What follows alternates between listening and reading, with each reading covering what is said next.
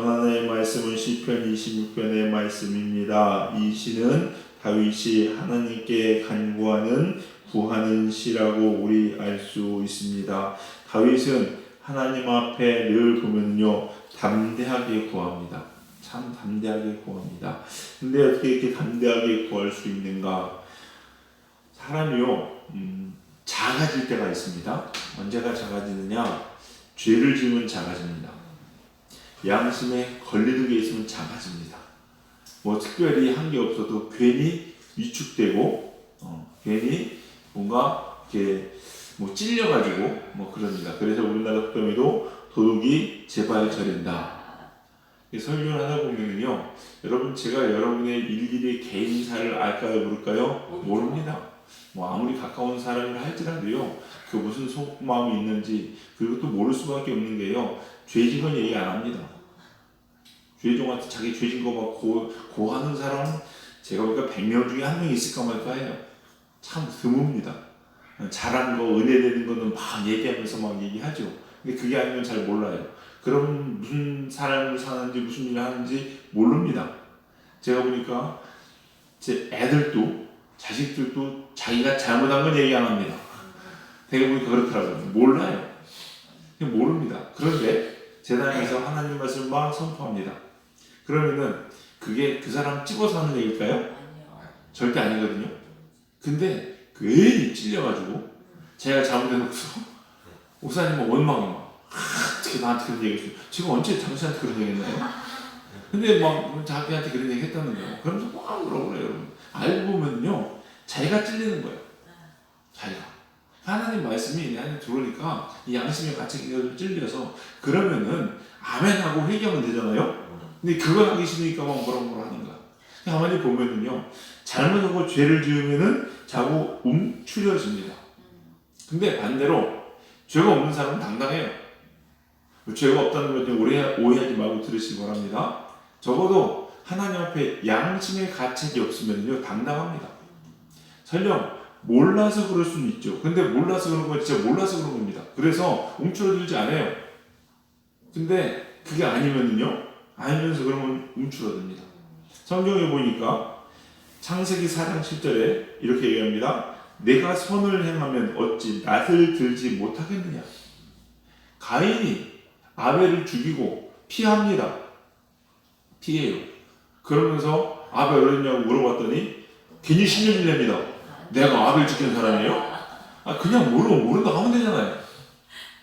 똑같아요. 우리들도 뭔 얘기 하면은요 괜히 자기가 찔리고 잘못했으면 괜히 신경질 냅니다. 짜증나는 소리 얘기하고 뭐 그런 얘기 얘기하고 그냥 대답만 하면 되거든요. 근데 그게 안 되더라고요. 왜냐하면 내 안에 걸리는 것이 있습니다. 그래서 여러분께 도전드리고 싶은 게 뭐냐, 양심에 찔리는 일은 절대 하지 마십시오. 그냥 뭘 알고 모르고 뭐 이게 맞다 틀리다 떠나서 그냥 적어도 여러분 양심은 있잖아요. 이 양심에 책망이 되고 양심에 이건 아닌 것 같은데 하면 하지 마십시오. 왜 하지 말라고 하느냐? 기도가 막힙니다. 기도가 막혀요. 여러분 나쁜 짓 하고 있잖아요. 당당하게 뭐 얘기할 수 있어요? 이게 안 돼요. 사람은요 당당한 척하는 거지. 사람 앞에서나 그렇지. 하나님 앞에 기도하려고 무릎을 앉았을 때는 그게 안 됩니다, 여러분요. 안 돼요. 그래서 적어도 양심에 찔리는 일을 하지 마십시오. 그래도 잘못될 수도 있잖아. 아니요, 근데 다른 게 있냐면 오늘 찬송 불렀죠, 여러분요? 네. 오늘 찬송 불렀는데 361장 3절 가사가 뭔지 아십니까? 잘못한 것 아래면 측은히 여기자. 그러니까 내가 하나님 앞에 기도하는데 이게 잘못된지 모르고 담대하게 구하는 거예요. 근데 이게 잘못됐거든요. 그럴 수도 있죠, 여러분요. 사람은 모르기 때문에 그럴 수 있어요. 그러면 하나님 뭐라고 측은히 여겨 해주세요. 근데 잘못하고 죄 짓고 나서 당당히 구하면 너 이놈 자식 그것도 고쳐 이러지 않겠냐는 거예요. 그래서 우리가 하나님 앞에 기도하셔야 되는데 그 기도하기 위하시라도 여러분 분명히 말씀드립니다. 여러분 양심에 성경은 몰라도 양심은 있잖아요. 그런 건 하지 마세요. 그러면 자기 양심이 안 걸리는데요? 라고 이야기하는 것. 근데 이것도요 조심스러워야 되는 게 사람 참 간사해요. 양심은 자기 기준이거든요. 자기 기준이에요, 여러분. 나 양심 안 찔리는데? 그거 어떻게 알 수 있는지 아십니까? 정말로 양심 안 찔린다면 여러분이 하는 행동을 다 오픈할 수 있으면 양심 안 찔립니다. 여러분이 지난날 한 일들을 난 당당해. 나 회사에서 당당해. 회사 아침부터 저녁까지 한 일 낱낱이 다 보고서 딱 올려서 사람들 다 오픈해도 당당하다. 괜찮습니다. 근데 그거 못하는 사람 많거든요. 왜? 일해야 될 시간에 딴 게임했고 딴짓에 그 농땡이 쳤거든. 많거든요, 여러분. 그러면요, 그러니까 기도 못하는 거예요. 여러분 아세요? 관계성도 마찬가지입니다. 내가 저 사람과 지냈는데 적어도 내가 저 사람을 대할 때 부끄러움 없었어. 진짜로. 그럼 당당하게 구할 수 있고요. 당당하게 얘기할 수 있어요. 근데 내가 실은 겉으로는 저 사람과 참 잘 지내는 거하고 잘해준 것 같지만 속으로는 꿍꿍이로 내가 이런 계획을 짜고 있었거든. 그러면 얘기 못합니다. 집에서도 마찬가지예요. 혼자 있을 때. 그래서 우리 신앙을 뭐라고 이렇게 비라이비스 목사님이 아무도 없을 때 네 모습이 진짜라고. 연애도 마찬가지입니다. 연애는 모든 데이트 코스 한 일을 다 커버할 수 있으면 당당합니다. 아니면은 못하면은 걸리는 거야. 그럼 하지 마십시오. 하지 마십시오. 신앙생활이요. 그래야 돼요. 그래야 하나님 앞에 구할 수 있습니다. 그래서 한번 여러분 생각해 보세요. 여러분. 내가 회사에서 지내는 거, 혼자 있을 때 지내는 거, 연애할 때 뭔 짓을 하는지 사람들 다 얘기할 수 있어야 됩니다. 그래야 하나님 앞에 부끄러움 없는 거예요. 근데 그게 딱 걸린다. 그러면 하지 마셔야 됩니다. 왜? 기도가 막히기 때문에. 기도가 막히기 때문에. 근데 다윗은 어땠느냐? 다윗은요, 당당했어요. 오늘 보시니까 뭐라고 하냐? 내가 나의 완전함에 행하였어. 이 완전함이라는 건 뭘 의미하겠습니까? 진짜 여호와만 의지한 거예요. 그거에 대해서 적어도 양심에 한 점 부끄러움 없는 겁니다. 그러기에 다윗은 이야기합니다. 2절에 이렇게 이야기해요. 여호와여 나를 살피시고 시험하사 내 뜻과 내 양심을 단련하소서. 하나님 앞에요. 자기 중심이었던지 분명히 하나님께 얘기합니다. 그러면서 확인해보세요. 확인해보세요. 다 까발려보세요. 온 인류에 다 나의 마음을 하면 다 하나님이시니까 펼쳐 보이십시오. 그래서 저는 부끄럽지 않습니다. 다윗이었어요. 이게 다윗이에요, 진짜. 그럼 우리 이런 신앙이 돼야 된다는 거죠, 여러분. 근데 우리는 자꾸 숨기고 싶잖아요. 그게 부끄러운 거예요. 그게 부끄러운 거예요. 어떤 목사님은 막 유명하신 목사님이 선교 다니시거나 뭐 부흥회 같은 데 많이 가잖아요. 가면은요, 일부러 그 목사님은 그거 같아요. 사람이 몸부림인 것 같아. 하나님 뜻대로 살려고 하는. 자기의 있는 호텔방에서부터 사는 모든 것을 영상으로 딱 찍어서 다 동시에 생중간한답니다. 그 무슨 얘기예요? 다 자기를 다 오픈했어요. 그만큼 하나님 부끄러움 없게 원하는 거예요. 호텔방 아무도 없는 그곳에서조차 혹 내 안에 미혹돼서 잘못한 일 할까? 목사로서 부끄러운 일 행하지 않을까? 그런 모습이에요. 근데 실제로 그럴 수 있어야 된다는 거죠, 여러분.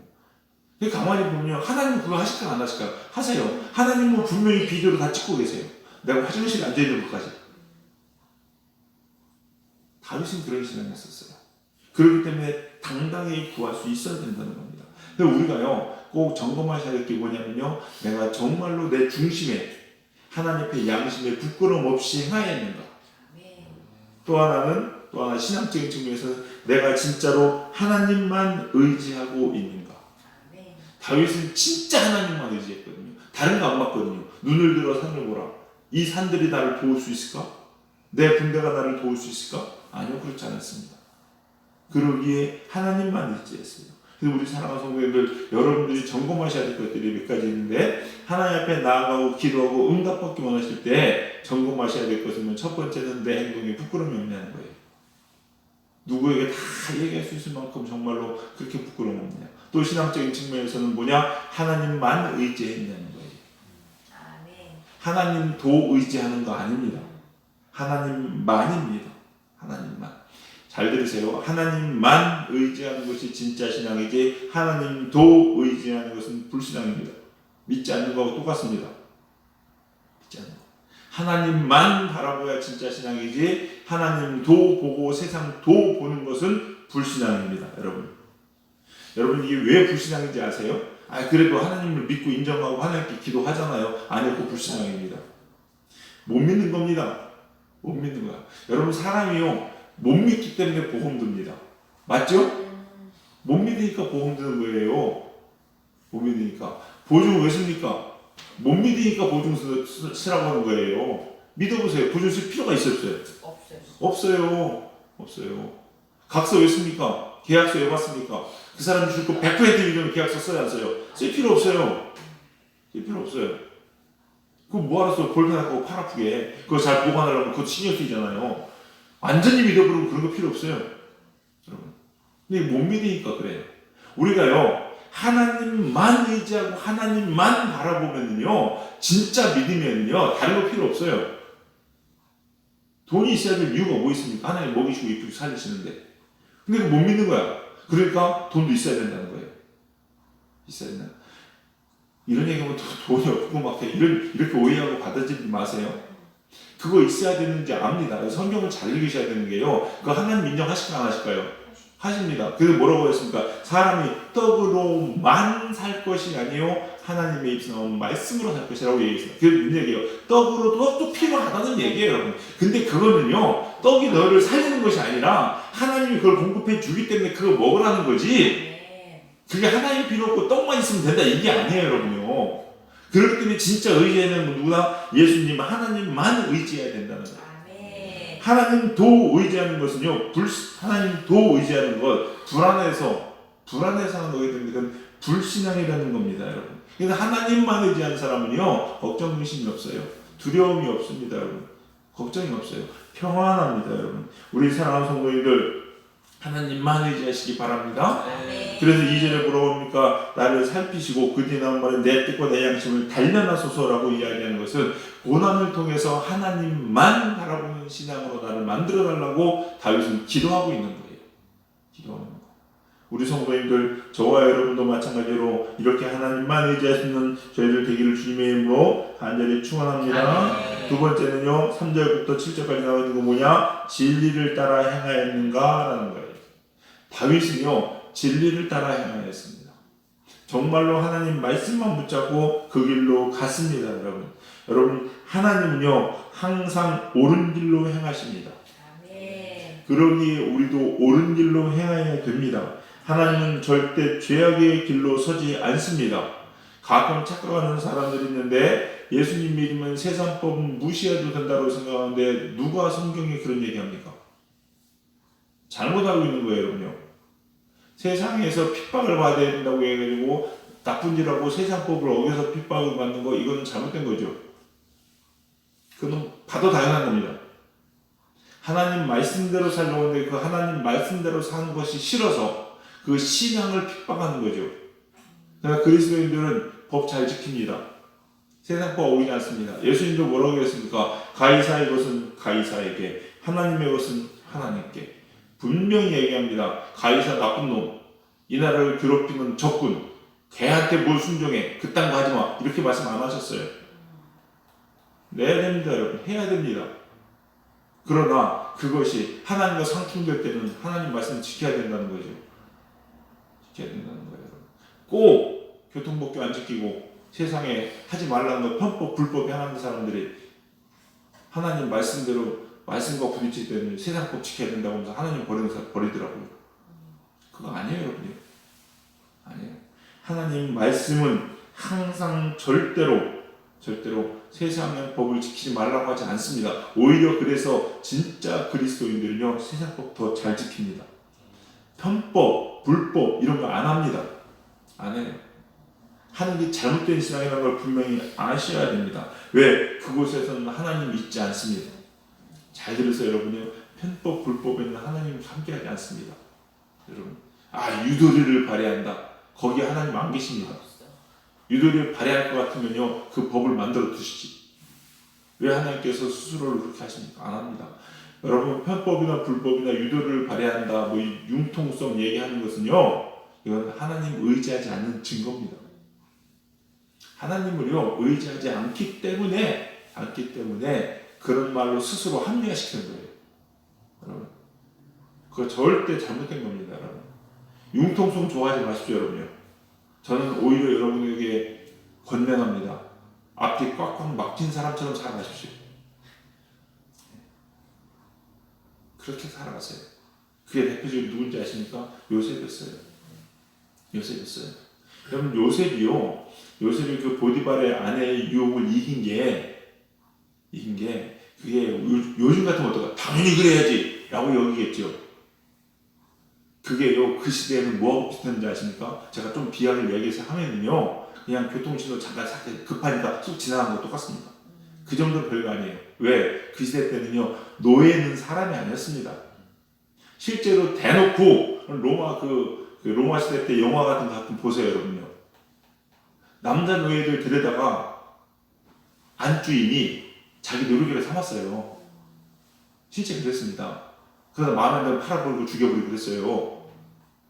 실제 그랬어요. 그러니까 그게 어떻게 보면요, 요셉의 입장에서는 주인 시킨 대로 순종해야 되는 게 맞아요. 아십니까? 그 별거 아니었다니까요. 지금 그냥 흔한 말로 그냥 이렇게 차 한잔 마시고 데이트하는 거랑 별 차이 없을 정도, 그렇게 여겨질 정도로. 물론 또 막 그렇게 너무 또 생각하지 마십시오. 그러나 요셉의 기준은 뭐예요? 하나님이었어요. 세상법이 아니었어요, 여러분. 세상법은 그게 그렇다 칠지라도 하나님의 법은 그게 아니잖아요. 그래서 앞뒤 꽉꽉 막히게 답답해가지고 지옥 간 겁니다. 전 지옥 간 게 아니라 감옥 간 거예요, 여러분요. 지금 제가 여러분한테 그러라고 말씀드리는 거예요. 저도 그래야 돼요, 여러분. 근데 요즘은요, 융통성, 지혜, 합리적이고 이런 것 따라 살기 때문에 하나님 말씀 버린다니까요. 진리를 따라 행하지 않습니다. 일리를 따라 행하죠. 자기 의견, 자기 소견, 세상이 흘러가는 대로 갑니다. 그러니 세상이 멸망으로 갈 때 같이 따라가는 거죠. 절대 여러분 바뀌면 안 되고 타협하면 안 됩니다. 우리 사랑하는 젊은 교회 성도님들, 조금 여러분 답답해 보이시고 세상에서는 답답한 인간이라는 소리를 들으실지라도, 융통성이 없다, 이런 소리를 들으실지라도, 미련하다, 상호 판단이 안 된다 들으실지라도, 하나님의 말씀에 있어서는 절대 타협하지 마시고 그 말씀 끝까지 붙잡으시되 죽기까지 그 말씀 붙잡을 수 있는 제가 되고 여러분이 되시기를 주님의 이름으로 간절히 축원합니다. 기도하시겠습니다. 사랑과 은혜가 풍성하신 주님, 다윗은 하나님 앞에 부끄러움 없이 당당히 기도하였습니다. 그것은 온전히 하나님만 의지하였기 때문에 다윗의 삶이 진리를 당하여 세상의 법이 아닌 하나님의 법을 따라서 행하였기 때문이라고 오늘 저희가 하나님 말씀을 듣습니다. 하나님, 저희들의 삶 또한 이렇게 세상의 기준이 아닌 하나님의 기준을 따라 사는 저희들 되게 하여 주시옵소서.